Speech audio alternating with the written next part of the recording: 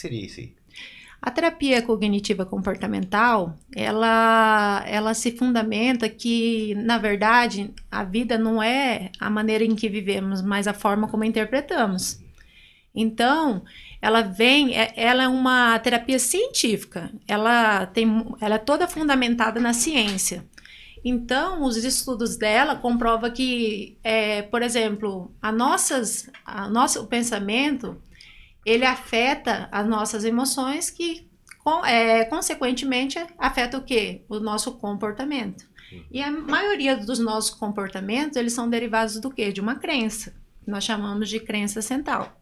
E essas crenças, ela origina quando nós temos uma crise emocional, o chamado pensamento automático. Vocês já não tiveram num momento de crise um pensamento assim, nada para mim dá certo? Vixe. Né? Quando nós falamos nada para mim dá certo, o que é nada? Nada é nada, né? Então, por exemplo, só o fato de nós estarmos aqui hoje à noite deu certo. Então, se eu mudo meu pensamento, eu falo, hoje para mim isso não deu certo, não fica mais leve? Sim. Então, assim, é um treinamento, né? Como nós acreditamos que os comportamentos são aprendidos, nós também acreditamos que eles podem ser desaprendidos, entendeu? Então, todo comportamento que ele não é adaptativo para a sua vida, que a gente chama de comportamento desadaptativo, nós tentamos, né, durante o processo psicoterapêutico, trabalhar essa mudança de pensamento. E o que eu acho mais legal na terapia cognitiva é que a ideia dela é tornar você o seu próprio terapeuta. Entendeu? Por quê? Porque ela tem uma linha de psicoeducação. O que é isso, né? Nós trabalhamos ensinando para o paciente como ele deve fazer, o que é a terapia cognitiva, como gerenciar o seu pensamento, a sua emoção, o seu comportamento. Daí nós trabalhamos com uma questão que eu acho muito legal, que é descobrir quais são os seus, por exemplo, a sua referência, né? Qual que é a sua referência de homem, qual que é a sua referência de pai, qual a sua referência de esposa, qual a sua referência para a vida.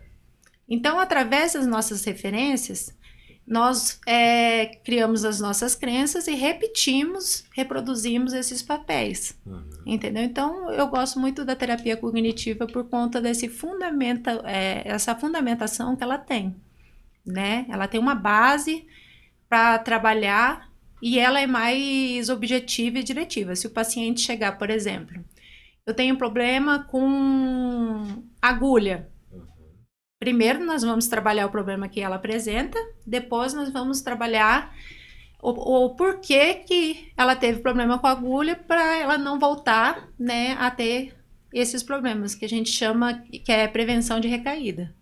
Entendeu? Então, se você chegar com um problema específico, nós vamos trabalhar primeiro esse problema, depois nós vamos ver o que causou esse problema. Mas eu sempre digo que a terapia cognitiva, ela não foca no passado. Se a gente for olhar para o passado, você dá uma olhadinha para trás e já volta. É só para aprender, né? Porque nós não controlamos o nosso passado e nem o nosso futuro. Nós temos o agora, né? Essa questão do passado aí, mas você acha assim que, por exemplo, eu sou muito de olhar para o passado exatamente nessa questão aí, não de me apegar ao passado.